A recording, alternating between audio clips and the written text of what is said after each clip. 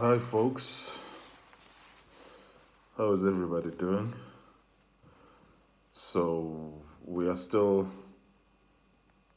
discussing the issue of the myth of white genocide in South Africa and the false allegation that the murders of farmers in South Africa are race motivated.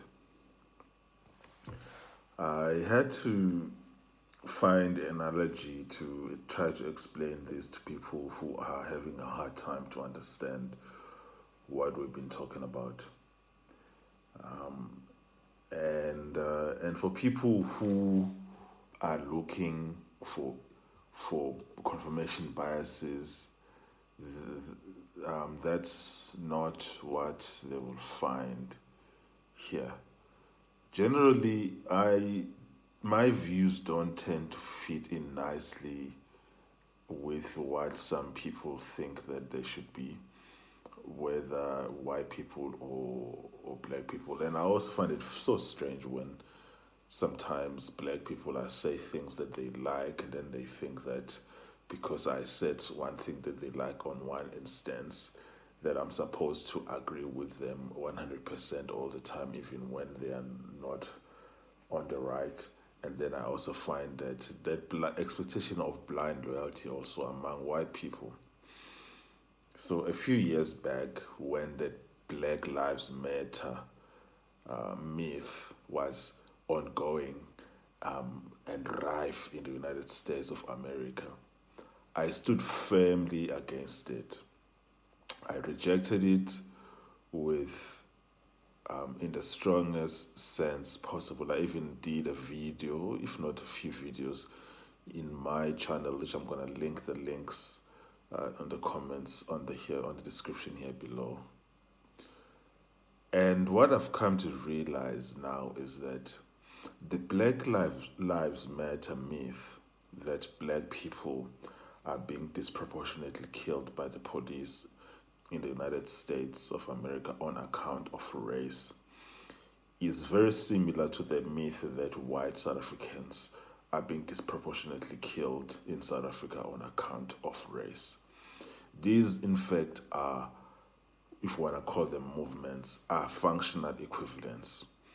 They are both movements that are based on lies and sensationalized lies.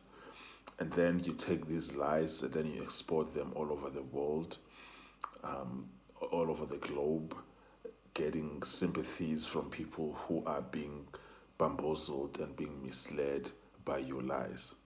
And I find the most interesting thing is that the people who were in agreement with me about the fact that black people are not targets of the police in the United States are the very same people who are perpetuating this myth that white people are being targets of race-based violence in South Africa.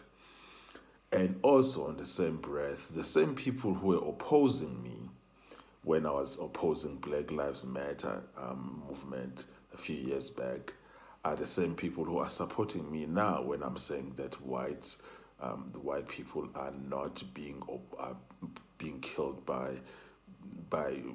for their race in South Africa, and the people who are and on the same on that same vein of the people who are opposing me on this are the people who supported me on on the BLM issue. It's very funny. It's very funny to me because it seems to me that people they believe the things that they want to believe, and they don't necessarily believe the truth. And that's true for both white people and black people. This for me has really convinced me, because you have people who are busy typing away in the comfort of their homes in Wisconsin or in Texas or in Washington, D.C., who have no idea what's going on in South Africa.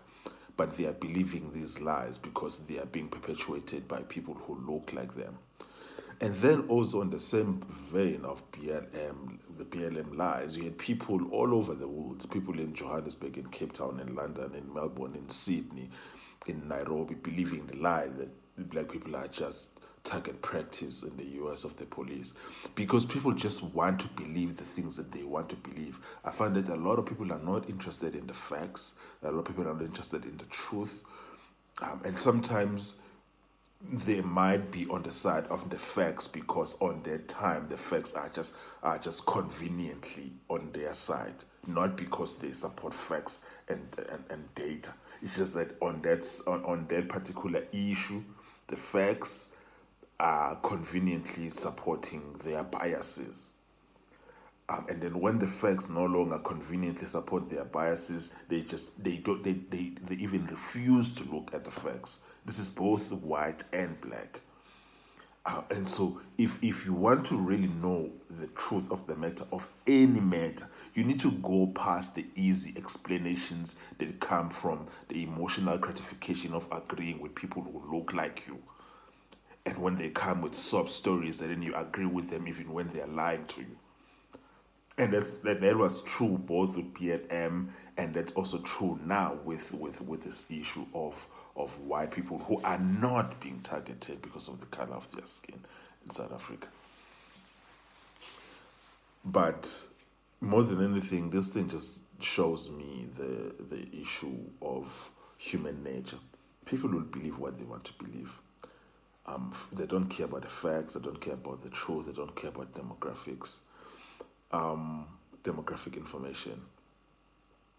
How is BLM though, and this the BLM myth, as I'm calling it, similar to the White Genocide Myth in South Africa? They are similar in these two regards. You have both of them are being used by very powerful people to exploit the real pain and suffering of certain suffering people, to cause division and among people. How is that happening?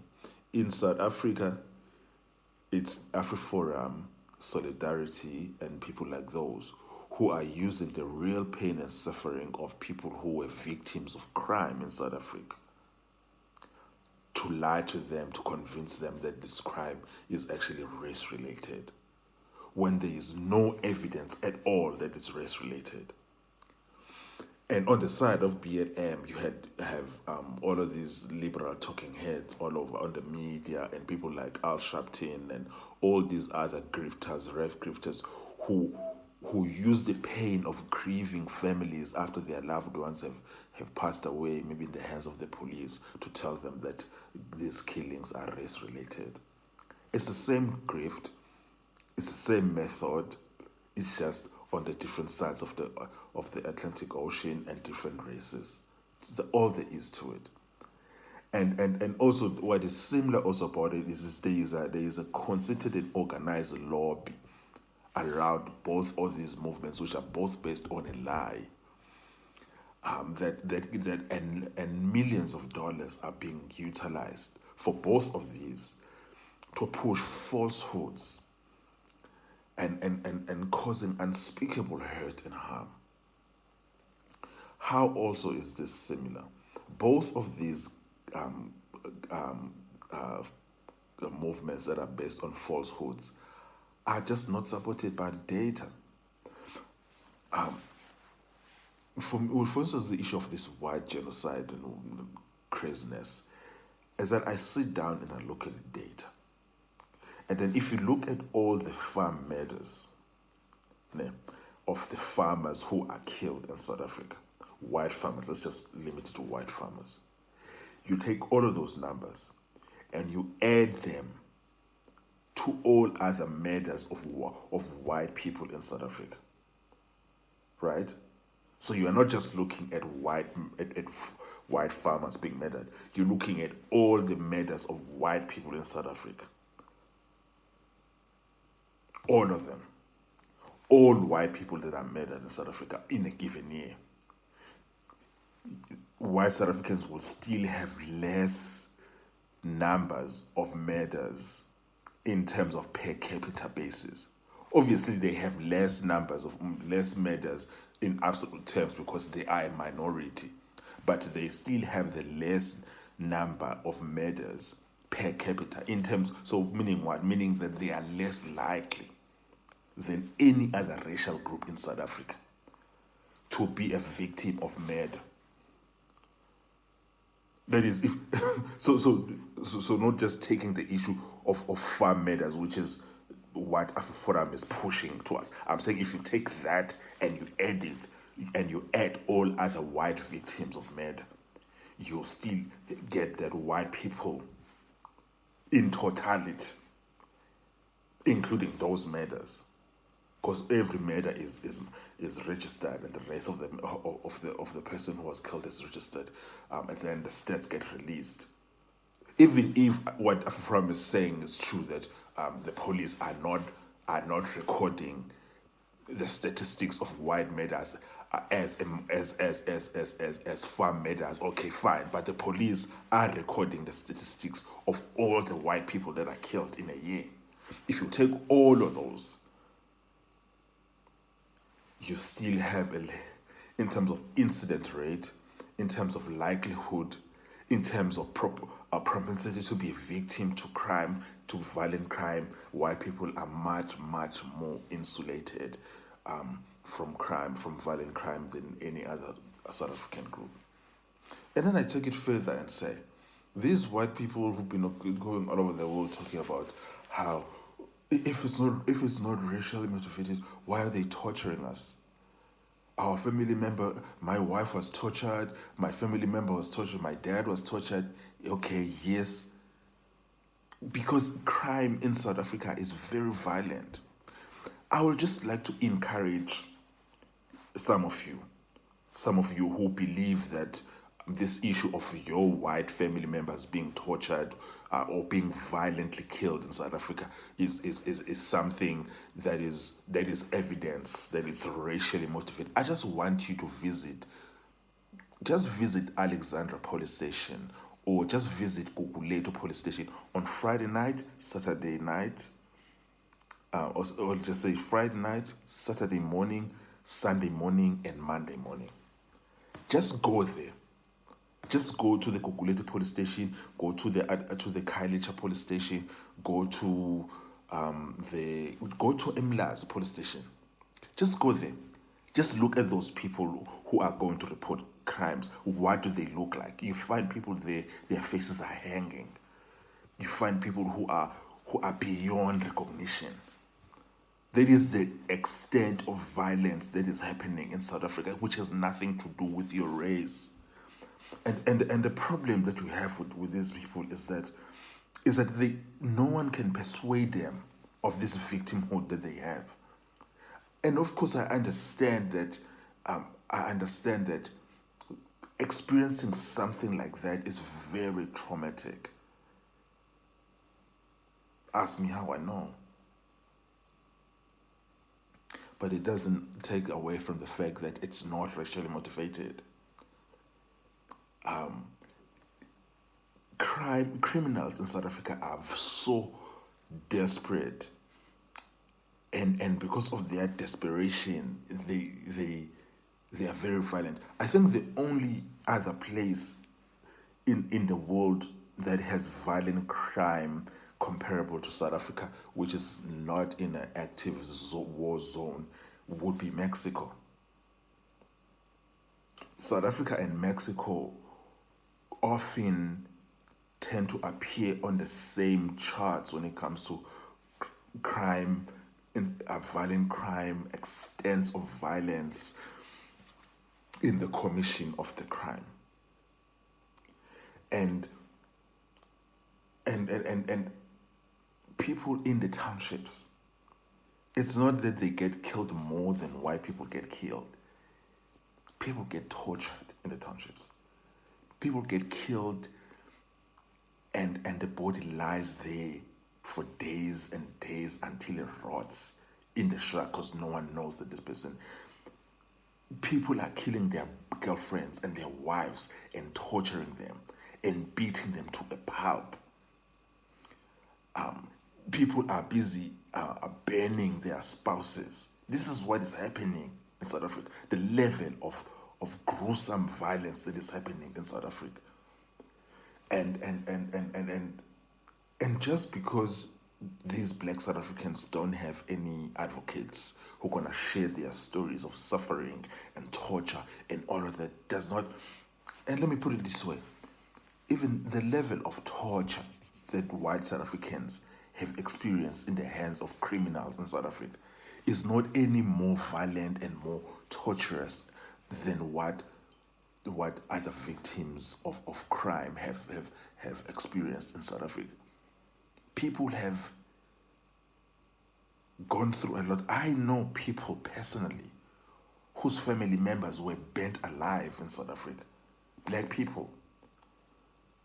I know people who were cut.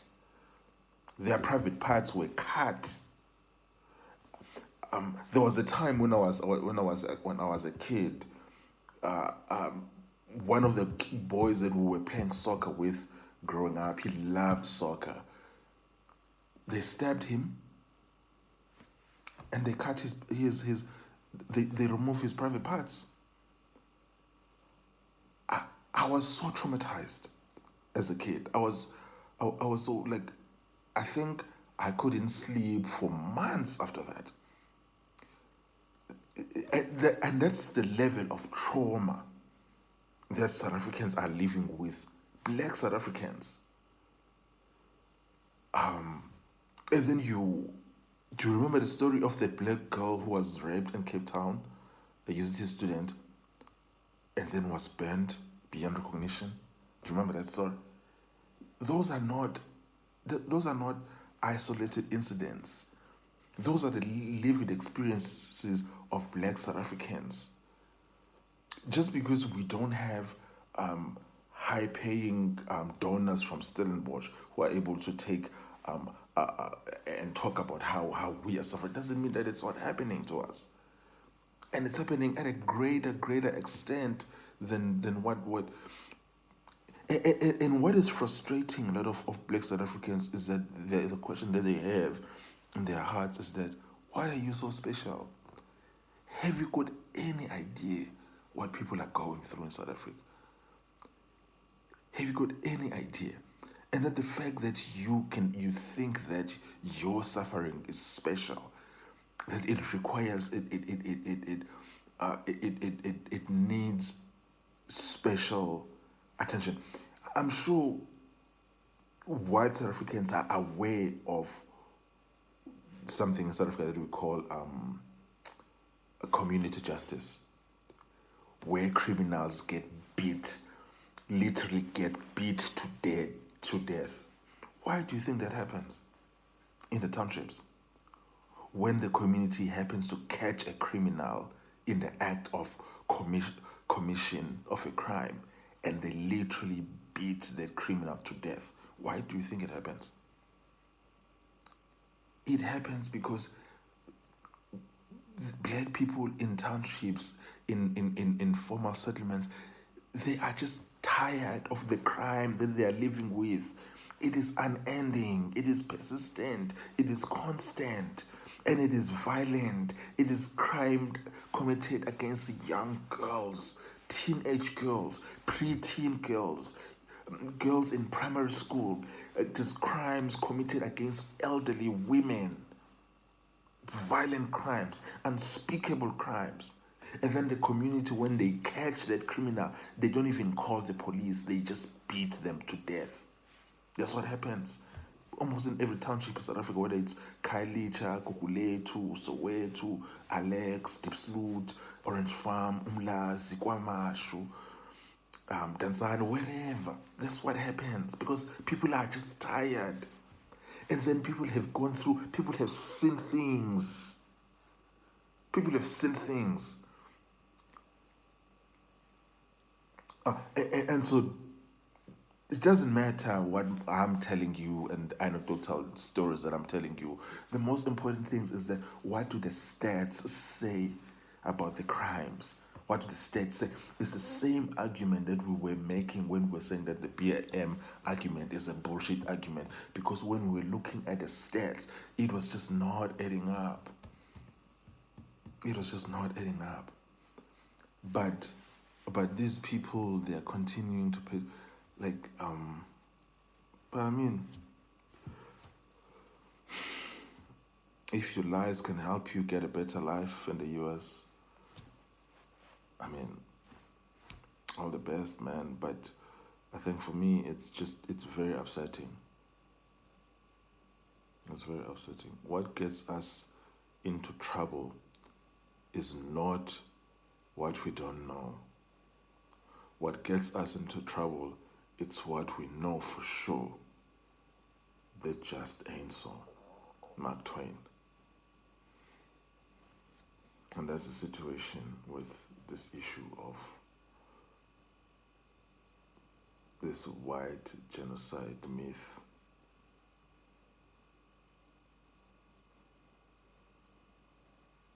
And a part of me wishes that I was not born in South Africa.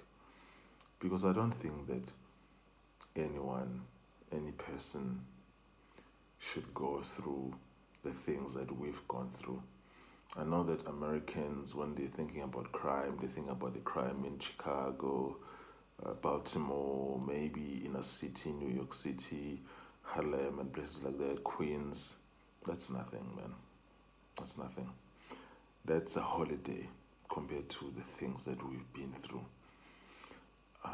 And it's not as if it's a competition, a race to the bottom. I'm just saying that if the worst crime that you know is the crime that you know about, the killings in Chicago, Baltimore, Cleveland, Los Angeles, maybe, New York City, San Francisco now has had a. I wanted to visit San Francisco. Yeah, but it's just thinking of one thing about California is that it has amazing universities, and I've been thinking about doing a PhD in one of those, whether it's LA or San Francisco, but the crime is horrible. But what I can tell you is that the crime in those cities compared to the crime in South Africa is nothing. It's absolutely nothing. It's a walk in the park. That crime in Los Angeles and San Francisco, where things are locked, everything is locked behind gates. It's nothing, man. It's nothing. I still have trauma because of the things that I've seen happen to friends, the things that have happened to people that I know, the things that have happened to me, the things that have seen happen to neighbors, the things that have happened to people that I grew up with, all of them black people. And I'm carrying this trauma, and I don't think that anyone should grow up in a situation like that. But then, if then they were saying that South Africa is so unsafe that South Africans can apply for asylum status, then I'll understand. Because that would make sense, because maybe of how unsafe South Africa is. But if you're saying that this is race related, I mean, if you're saying that the situation is so bad in South Africa, there is a case that maybe the United States, Canada, Australia, New Zealand, maybe the EU, the UK will open their doors for South Africans who want to flee this violence in South Africa. That will make a lot of sense to me. It makes sense, yes. But if you're saying that the violence is racial, that is where you really, really upsetting us, and you are insulting the memory of all the millions of black people who've lost their lives through all this violence that is happening in South Africa. That's really what the issue is. Anyways.